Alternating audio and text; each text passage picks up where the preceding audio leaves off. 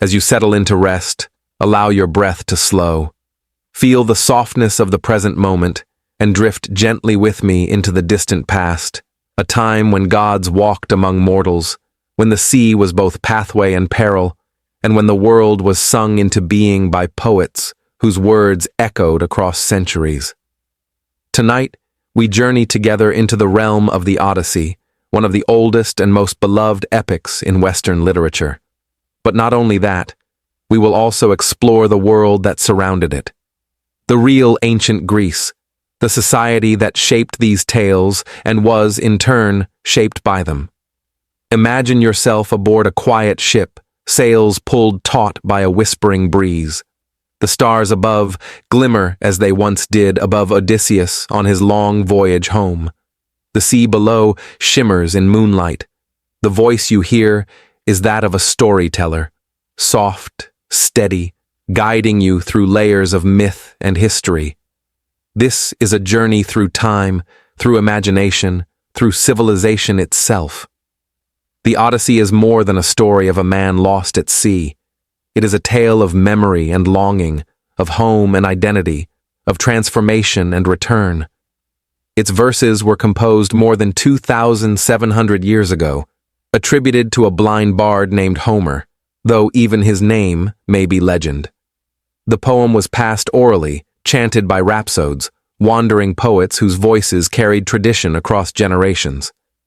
But behind this mythic journey lies a vibrant world. Bustling city-states, sacred temples, olive groves swaying in the Aegean wind, and philosophies being born. In this script, you'll drift through 6 chapters, beginning with the mythic origins of the Greeks, passing through the Bronze Age and the fall of Troy, exploring the story of Odysseus in depth, and arriving finally at the legacy of Homer and how his words still shape our imaginations today. You'll hear of Helen and Achilles, of Cyclops and Sirens, but also of real places, Mycenae and Ithaca, Delphi and Athens, and real practices, hospitality, sacrifice, sailing, and storytelling. Everything is presented in a tone of calm and reverence. Nothing is rushed. Each name is pronounced clearly, and each idea is given room to breathe. Historical terms will be explained when they first appear. For instance, we'll discuss what a polis is, a Greek city-state, both political and spiritual heart of ancient life, and what it meant to be a hero in Homeric times, which is not quite the same as today. And as we drift through the centuries, we'll pause now and then for reflection. What does it mean to journey home? Why do we retell these ancient stories? What can the Greeks teach us about endurance, grief, cleverness, or love? By the end of this script, you'll have journeyed not just alongside Odysseus, but through 1,000 years of Greek civilization. You'll understand the geography of the Aegean Sea, the birth of Greek myth, the rhythms of daily life in ancient times, and the subtle, beautiful ways that myth and memory overlap in the Odyssey. Let the words flow like calm waves.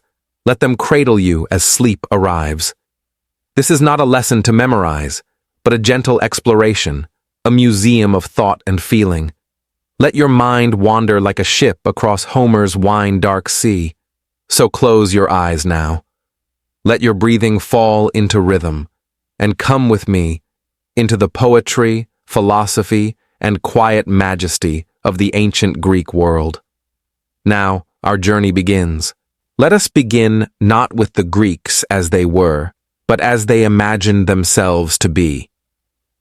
The story of ancient Greece begins in myth. Before the philosophers, before the city-states, before even the Trojan War, there were the gods, and from them the world was born. In the beginning there was chaos, not chaos as we know it, but a yawning void, a deep and silent emptiness. From chaos came Gaia, the earth, and Uranus, the sky. Together they birthed the Titans, and later the Olympian gods. Zeus, king of the gods, emerged from this divine lineage after overthrowing his own father, Cronus. With his brothers Poseidon and Hades, he divided the cosmos, Zeus ruling the sky, Poseidon the sea, and Hades, the underworld. Their reign marked the world known to Homer and his listeners. These gods were not distant deities. They lived on Mount Olympus, yes, but they interfered constantly in human affairs. They could be wrathful, jealous, loving, or petty. In Homer's time, gods and mortals coexisted in the stories people told to explain love, loss, storms, crops, and wars. We must now turn from the mythic to the archaeological. Around 3000 BCE, long before Homer composed his epics, the earliest Greek civilizations began to take shape. The Cycladic culture arose on the islands of the Aegean Sea, producing simple marble figurines, their folded arms and blank faces seeming strangely modern. On the island of Crete, the Minoan civilization blossomed around 2000 BCE. The Minoans built vast palace complexes like the one at Knossos, filled with intricate frescoes, flowing water systems, and labyrinthine corridors. They worshipped a goddess of fertility and nature, and their art was vibrant and fluid, suggesting a society that, for a time, flourished in peace. The myth of the Minotaur, half man, half bull, trapped in a labyrinth, is rooted here. King Minos, Daedalus, and the doomed hero Theseus all stem from tales that echo this distant reality. But then, sometime around 1450 BCE, the Minoan world began to collapse. Historians believe a massive volcanic eruption on the island of Thera, modern-day Santorini, triggered environmental disasters and social upheaval. Into this vacuum stepped the Mycenaeans. The Mycenaeans were a warrior people who came from mainland Greece. By 1400 BCE, they had taken control of Crete and built fortified palace complexes of their own. Mycenae, Pylos, Sirens. They left behind linear B tablets, the earliest written form of Greek, recording inventories, offerings, and trade. This was the world of Agamemnon, Achilles, and Helen. The world that would inspire the Iliad and the Odyssey. Their palaces were more austere than those of the Minoans, but their reach stretched far, trading with Egypt, the Hittites, and beyond. And yet, this Bronze Age society was not eternal. Around 1200 BCE, the Mycenaean civilization collapsed in what historians call the Late Bronze Age collapse. Cities burned, palaces fell silent, writing disappeared. For the next several centuries, Greece entered a dark age, an era with little architecture, few written records, and scattered communities. But even in this quiet, the stories survived. Bards, or oidoi, passed down tales in song, stories of great wars, of gods and heroes. These oral traditions were like embers carried in cupped hands across generations. During these centuries, Greek communities began to reorganize. Small villages grew into the earliest forms of city-states, or polis. These were not merely urban centers. They were political, religious, and military hubs where citizens gathered in the agora, or marketplace, and worshipped at local temples. As the Dark Age receded, a new light began to shine. Around 800 BCE, writing returned to Greece, this time using a borrowed alphabet from the Phoenicians, adapted to suit the Greek tongue. With this, the oral tales could be recorded. It was in this fertile moment that the Odyssey was first written down. But before we reach Homer's voice, let us pause and reflect. Imagine standing at the ruins of Mycenae. The Lion Gate towers above you, two carved beasts flanking a single column. Beyond lies the grave circle, where golden masks once covered the faces of kings. The air is warm. Cicadas sing. You feel the weight of time. You are in a place that is both real and imagined, a place where myth and memory entwine. The Greeks believed their ancestors had once lived among gods. They saw the ruins of Mycenae and believed them to be the remains of a greater age. They called it the Age of Heroes. And though historians might disagree, the power of that belief helped shape their identity. So now, as we drift from the early foundations of Greek culture into the age of epics and heroes, we carry both threads, the mythic and the historical, the gods, ever watchful, the ruins, ever standing, and through them flows a single, enduring voice, Homer. Let us continue. As we drift forward, we arrive at a moment suspended between myth and memory, the fall of Troy. To the ancient Greeks, Troy was more than just a city. It was a symbol, a site of destiny, love, wrath, and betrayal.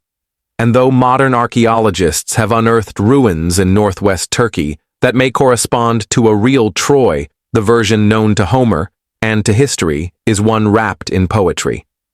According to legend, the Trojan War began not with strategy or politics, but with a divine quarrel. At a wedding on Mount Olympus, Eris, goddess of discord, cast a golden apple among the guests. On it were inscribed the words, "To the fairest." Hera, Athena, and Aphrodite each claimed the title. They turned to Paris, a Trojan prince, to judge. Hera offered power, Athena offered wisdom, but Aphrodite promised him the love of the most beautiful woman in the world, Helen of Sparta. Paris chose love. And so, with Helen's abduction, or elopement, began a war that would last 10 years. The Greeks launched 1,000 ships under King Agamemnon, brother of Helen's husband Menelaus. Among the Greek warriors were the greatest heroes of myth: Achilles, Odysseus, Ajax, Nestor. The tale of this war is immortalized in the Iliad, Homer's first epic. It does not begin at the war's start, nor end at its conclusion. Instead, it tells of a quarrel between Achilles and Agamemnon, a feud that leads to great loss and ultimate mourning. The Iliad is filled with wrath and grief, courage and fate. Gods descend to the battlefield, heroes fall in agony. But beneath the thunder of war lies a deep humanity. Hector, the Trojan prince, kisses his infant son farewell. Achilles, after killing him, weeps over his body. Troy does fall, though not in the Iliad. That story comes later, in lost epics and later poems, and through the voice of Homer again, in the Odyssey. According to tradition, it was Odysseus who devised the wooden horse, the ruse that brought an end to Troy. Greek warriors hid inside the hollow structure, and under the cover of night, they emerged, opening the gates for the Greek army. The city burned, its people scattered, and thus began the long returns, the nostoi, of the Greek heroes. For Odysseus, the journey home would stretch another 10 years, filled with strange lands, divine punishments, and personal trials. But who was Homer? We do not know for certain. The name may refer to a single bard or to a tradition of oral poets.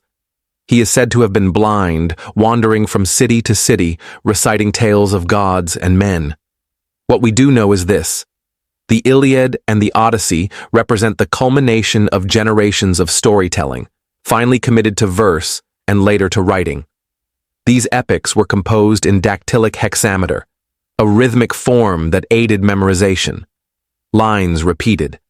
Epithets, such as rosy-fingered Dawn and wily Odysseus, gave a lyrical consistency that soothed the ear and marked the flow of oral tradition. Let us pause here and imagine. You are in an open-air theater. It is evening, and the sky has turned violet. A bard stands in the torchlight. He holds a lyre, and his voice rises like a tide. Sing to me of the man, Muse, the man of twists and turns, driven time and again off course once he had plundered the hallowed heights of Troy. These are the opening lines of the Odyssey. With them, the journey begins anew. We are no longer on the plains of Troy. We are adrift at sea, following a single man through a world of enchantments, monsters, temptations, and storms. But before we set sail with Odysseus, let us consider the role of epic. In Homer's time, epic poetry was not merely entertainment. It was education. It taught values, honor, loyalty, cunning, courage. It shaped identity. Young Greeks learned their culture through these tales. And though these stories were about gods and heroes, they were, at their core, human. They explored grief, longing, temptation, and endurance. Odysseus is not the strongest of heroes, but he is the most clever. He survives not by force, but by wit. He is flawed, prone to pride and error, but he longs for home with all its imperfections, more than glory or immortality. In this, he represents something deeply relatable. As we continue into the tale of the Odyssey, we will meet beings both fantastic and familiar, Cyclopes, Sirens, enchantresses. But we will also feel the ache of nostalgia, the weight of time, the trials of love, and the longing for peace. The epic, then, is not just a story of a hero. It is a mirror to our own journeys, through life, memory, and meaning. Let us sail onward. We begin in medias res, in the middle of things. Odysseus has been away from Ithaca for nearly 20 years. 10 years at war, and 10 more wandering the sea, trying to return. As the poem opens, he is marooned on the island of Ogygia, held in the embrace of the nymph Calypso. Each day, he walks the shore, eyes turned to the horizon. Though Calypso offers him immortality, he longs not for eternal life, but for home, for Ithaca, for his wife Penelope, for the son he barely knows. The gods convene on Mount Olympus, and Athena, ever Odysseus's protector, urges Zeus to allow his return. Hermes is sent to Calypso with a divine command, "Let the man go," and so begins his final leg. But before we follow that voyage, the Odyssey takes us briefly to Ithaca itself. There Penelope weaves and unweaves a burial shroud each night, delaying the suitors who crowd her hall. Her son, Telemachus, now on the cusp of manhood, longs to find news of his father. His journey is the first of the tale, a quiet one through memory and hope. Odysseus, meanwhile, sets sail on a raft, only to be cast into the sea by Poseidon, still angered by the blinding of his son, the Cyclops Polyphemus. He washes ashore on the island of the Phaeacians, where he is given shelter and asked to recount his story. What follows is one of the most captivating sequences in literature.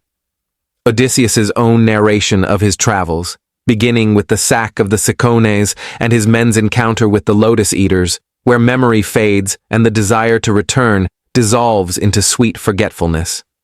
Then comes the island of the Cyclopes. Here, the tale turns darker.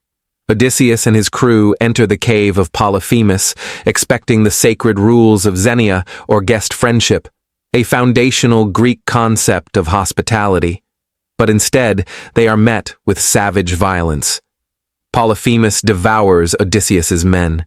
Odysseus devises a plan. He tells the Cyclops his name is Nobody, gets him drunk on wine, and then blinds him with a sharpened stake while he sleeps. When Polyphemus calls for help, he says, "Nobody is hurting me," and the others dismiss his cries. As they escape, Odysseus cannot resist taunting his foe, revealing his true name. Polyphemus calls upon his father, Poseidon, to curse him, and from that moment, Odysseus's voyage becomes one of divine punishment. They arrive next at the island of Aeolus, keeper of the winds, who gives Odysseus a bag containing all the winds, except the west wind, which will carry them home. But as Ithaca nears, his curious crew opens the bag, and the winds blow them back out to sea. So much of the Odyssey is about this tension between control and chaos, fate and free will, wisdom and error. Next, they face the Laestrygonians, a race of cannibalistic giants who destroy all ships but Odysseus's. Then comes the island of Aea, home of the sorceress Circe, who turns his men into pigs. With Hermes' help, Odysseus resists her spell. She restores his men and becomes his lover. For a year they remain with her, resting and recovering. It is a moment of respite, but also temptation. To stay is to forget the world beyond. Yet Odysseus, always driven by the pull of home, prepares to leave. Circe instructs him to visit the underworld, a chilling episode that sets the Odyssey apart from the Iliad. There, he meets the ghost of the prophet Tiresias, who warns him not to harm the sacred cattle of the sun god Helios. Odysseus speaks also with his mother, Anticlea, who has died of grief. He tries to embrace her, but she slips through his arms. It is a haunting moment, where myth meets mortality. As we drift through this sequence, the sea becomes more than setting. It becomes character, obstacle, and test. Each island is a temptation, to forget, to rest, to abandon the journey. Next come the Sirens, beings whose song lures sailors to their doom. Odysseus, ever curious, has himself tied to the mast, ears open, while his crew plugs theirs with wax. It is a moment of both restraint and risk. He wants knowledge, but not death. Then, they must pass between Scylla and Charybdis, two monsters on either side of a narrow strait. Scylla is a multi-headed creature who snatches sailors from ships. Charybdis is a whirlpool that swallows the sea. Odysseus chooses to sail closer to Scylla, sacrificing a few to save the many. But even then, disaster strikes. On the island of Thrinacia, despite warnings, his crew slaughters the sacred cattle. Helios demands justice. Zeus sends a storm that wrecks their ship. All perish, save Odysseus, who floats alone on the sea. He washes up on Ogygia, where the tale began, and spends 7 years with Calypso before the gods intervene. And so, we return full circle. Throughout this journey, Odysseus is tested not just in body, but in soul. He resists forgetfulness, overcomes despair, and endures isolation. He must learn humility, patience, and faith. Let us pause for a moment. Close your eyes and picture Odysseus clinging to driftwood, the sea stretching endlessly around him. He is not a warrior here, but a man, a father, a husband, a wanderer, yearning for home. This perhaps is why the Odyssey endures. For all its monsters and enchantments, it is a deeply human story. It reminds us that the journey matters, that identity is shaped not only by where we go, but by what we choose along the way. And now, with his tale told, the Phaeacians offer Odysseus safe passage home. They sail by night, and while he sleeps, they leave him gently on the shores of Ithaca. After 20 years, the wanderer returns, but his trials are not yet over. Let us return to Ithaca. The homecoming of Odysseus begins not with celebration, but with silence. When he awakens on the shores of Ithaca, he does not recognize his homeland. The land seems strange, shrouded in mist. Athena appears to him, disguised as a shepherd, and reveals the truth. He is indeed home. But he must be cautious. Danger awaits. For in the palace of Ithaca, suitors swarm. Over 100 men eat, drink, and scheme, assuming Odysseus is long dead. They press Penelope to choose a new husband. She delays them with cleverness and quiet strength, but time is running thin. Odysseus, with Athena's help, disguises himself as a beggar. It is a test, not only of others, but of himself. Before reclaiming his identity as king, he must observe the world he left behind. He must confront what time and absence have changed. He visits his loyal swineherd Eumaeus, who welcomes the stranger with warmth and respect, unaware of his true identity. Their conversation is tender. Odysseus listens as Eumaeus praises his long-lost master, unaware he speaks to him directly. It is one of the most intimate scenes in the poem, a reminder that loyalty endures in quiet places. Meanwhile, Athena summons Telemachus home from his journey. Father and son are finally reunited in a hidden hut. The recognition is emotional. Odysseus reveals himself, and Telemachus, overcome, embraces him. The reunion is not thunderous, but soft, reverent. 2 decades of longing converge in a quiet moment of trust. Together, they plan the reclaiming of Ithaca. Back at the palace, Penelope remains steadfast. She announces a contest. Whoever can string Odysseus's bow and shoot an arrow through 12 axe heads shall win her hand. It is a symbolic test. The bow represents more than skill. It symbolizes the kingship, the marriage, the identity of Odysseus himself. One by one, the suitors fail. They cannot bend the bow. Then the beggar asks to try. Laughter follows. But Penelope allows it. The beggar, Odysseus in disguise, strings the bow with ease and sends the arrow through all 12 axe heads. It is a moment of stillness, followed by storm. Odysseus reveals himself. With the help of Telemachus, Eumaeus, and another faithful servant, he confronts the suitors. The slaughter is swift, brutal, and complete. For all the poem's gentleness, this scene is stark, a reckoning long delayed. Yet the poem does not end here. Odysseus must reclaim more than his throne. He must reclaim his place in the hearts of those he loves. Penelope, cautious and wise, does not accept him immediately. She tests him with a riddle only the true Odysseus would understand, the secret of their bed, carved from the root of a living olive tree and built into the foundations of their home. When he answers correctly, she knows. Her tears fall freely. Their reunion is quiet, powerful, and filled with the ache of years lost. They speak into the night, telling each other their stories, of war, of longing, of survival. This too is part of the homecoming, the sharing of memory, the stitching together of two separate lives into one once more. As dawn rises, Homer's famed rosy-fingered light, we feel a sense of return, not only to Ithaca, but to wholeness. But the Odyssey is not yet finished.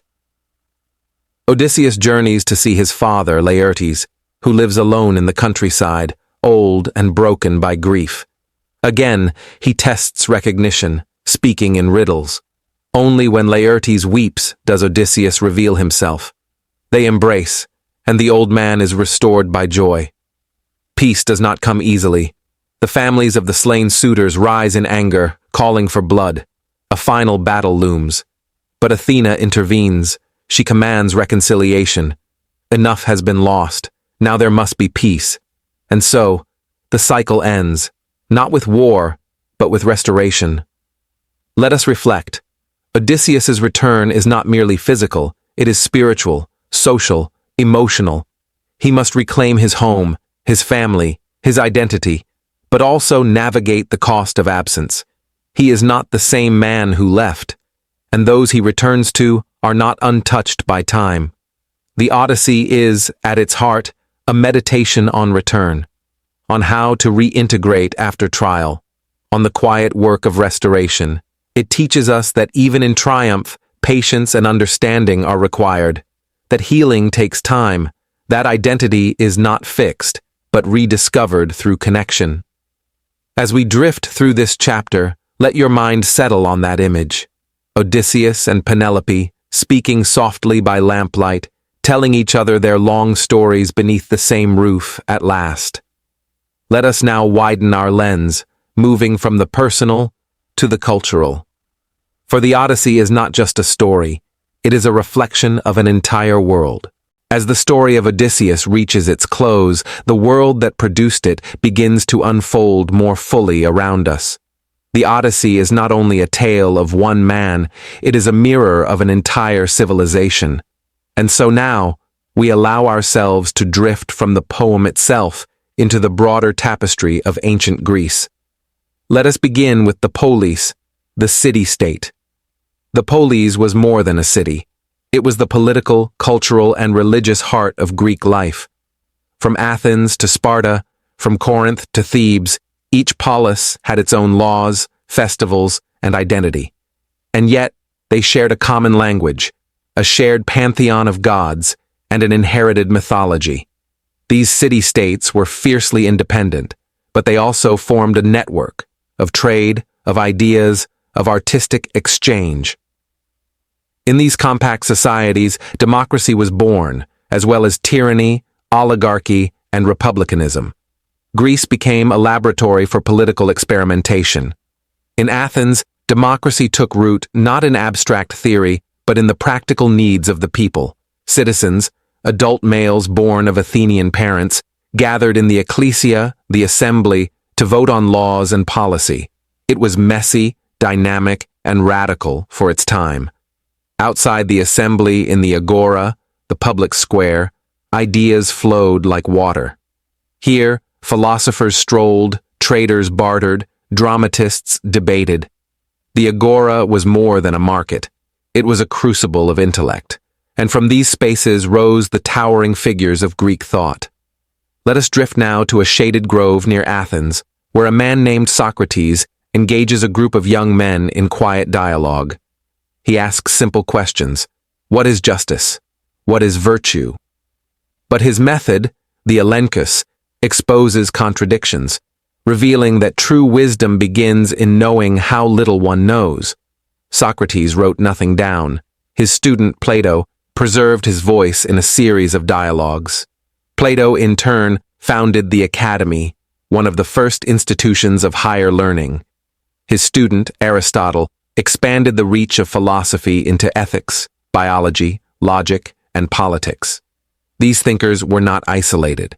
They were responding to the changes in their society, the shift from mythos to logos, from mythic explanation to rational inquiry. But mythology did not vanish. It remained vibrant, embedded in religion, art, and ritual. The gods of Olympus were not remote deities, but intimately woven into daily life. Zeus, king of the gods, ruled the skies. Athena, goddess of wisdom, was protector of Athens. Apollo embodied light, music, and prophecy. Dionysus, wine and ecstasy. Temples rose across the landscape, white marble structures perched on hills and cliffs, open to the sky. The Parthenon, atop the Acropolis in Athens, was not only an architectural marvel, it was a spiritual anchor, a symbol of civic pride. Religion in ancient Greece was both public and private. Festivals honored the gods with sacrifices, songs, and athletic competitions. The Olympic Games began in 776 BCE as a tribute to Zeus. Sacred oracles, like the one at Delphi, offered guidance to kings and commoners alike. And yet, for all its reverence, Greek religion was flexible, interpretive, poetic. It allowed for multiple truths to coexist. We drift now into the realm of drama. At the theater of Dionysus, carved into the hillside beneath the Acropolis, citizens gathered to watch tragedies and comedies. Here, the works of Aeschylus, Sophocles, Euripides, and Aristophanes unfolded beneath the open sky. Tragedy explored human suffering, fate, and moral complexity. In Oedipus Rex, Sophocles probes the limits of knowledge and the terror of self-discovery. In Medea, Euripides presents a woman both monstrous and sympathetic. These plays were not merely entertainment, they were civic rituals, moral inquiries, emotional catharsis. And always, beneath these achievements, lay the Greek ideal of arete. Excellence, virtue, fulfillment of potential. Whether in athletics, warfare, art, or intellect, the pursuit of arete shaped the values of the culture. It was embodied by the warrior, the statesman, the philosopher, and the poet alike. Now let us step away from Athens and remember the other polis. In Sparta, life was shaped not by deliberation, but by discipline. Boys were raised to be soldiers from the age of 7. The state took precedence over the individual. While Athens prized rhetoric and freedom, Sparta prized endurance and obedience. Yet even Sparta had its poetry, its rituals, its culture, showing that no city was without depth. Elsewhere, Greek colonies stretched across the Mediterranean, from Asia Minor to southern Italy, from the Black Sea to North Africa. These outposts carried with them language, myth, architecture, and custom, blending with local traditions. The world of ancient Greece was not monolithic. It was a mosaic, fragmented, diverse, dynamic. Let us return now to Homer. By the time of classical Greece, the Odyssey was already an ancient story, yet it remained a cornerstone of education. Children memorized its lines. Rhapsodes recited it at festivals. Philosophers quoted it. Artists painted its scenes on pottery and frescoes. It endured because it spoke to something perennial, the struggle to return, to remember, to belong. Even as Greek civilization turned toward science and reason, it never fully abandoned myth. Rather, it wove the mythic past into its present understanding, seeing in Odysseus not merely a character, but a lens through which to view the self, the state, and the soul. As the classical age gave way to the Hellenistic era and eventually to Rome, Greek ideas traveled with conquest and commerce. The writings of Homer, Plato, and Aristotle crossed seas and centuries, shaping the foundations of Western thought. Let us pause. Imagine a candlelit room in Alexandria, where scrolls are copied by hand. A young student reads the Odyssey aloud to himself, the words echoing through time. Though centuries have passed, the voice of the ancient world still sings. And as we reflect, we begin to sense how this story, and the civilization that birthed it, remains not behind us, but beneath us. A foundation, a whisper. And now, in our final chapter, let us explore that enduring whisper, the legacy of the Odyssey, and the quiet lessons it still imparts. And so, we come gently to the close of our journey. The story of the Odyssey begins with longing, travels through chaos and trial, and ends in reunion. But its true ending is not found in Ithaca, it is found in us. Why does this ancient tale still hold us? In part, it is the beauty of its poetry. Homer's lines, even in translation, carry a rhythm that feels like the sea, steady, lulling, deep. The epithets, rosy-fingered dawn, wine-dark sea, wily Odysseus, are more than ornaments. They are anchors, repeated phrases that soothe the mind and keep the story flowing like a lullaby. But beneath the music, there is meaning. The Odyssey endures because it reflects the shape of the human condition. It is about leaving and returning, about knowing and being known, about who we are when everything familiar is stripped away. Odysseus is not a perfect hero. He lies, he weeps, he doubts, he is clever and cruel, brave and homesick. He is deeply human. And in that humanity, we find ourselves. Each listener becomes a voyager. Perhaps you have drifted far from your own center. Perhaps you have felt adrift, caught between islands of uncertainty. Perhaps you too have longed for a home, not just a place, but a feeling of being whole. In Odysseus, we see the part of us that keeps going, that endures, that wants not glory, but reunion. The Odyssey also speaks to time. It reminds us that journeys unfold slowly, that transformation cannot be rushed, that suffering has its own strange cadence, and that often the wisdom we seek arrives only when we have circled back to where we began, changed. And yet, this is not a story of isolation. It is a story of connection. The people Odysseus meets, the ones who help, the ones who harm, the ones who wait, are all part of his shaping. No one crosses our path without leaving some trace. We are not self-made. We are storied through others. There is also the question of memory. Penelope waits not just for her husband, but for the restoration of a shared life. Her weaving, her nightly unraveling of the loom, is a metaphor for remembrance. She holds their world together by thread, night after night. Telemachus, too, seeks not just his father, but a sense of identity. Who we are is often revealed through the stories told about us, and the ones we choose to tell. This story, then, is not just a return to home, it is a return to self. And yet, it remains gently open-ended. Even after Odysseus is restored to his throne, peace is fragile. The gods must intervene. Harmony must be chosen. It does not arrive by fate alone. And so it is with us. After we return, we must still cultivate peace, still choose kindness, still navigate change. Let us pause now and imagine. You are drifting through time.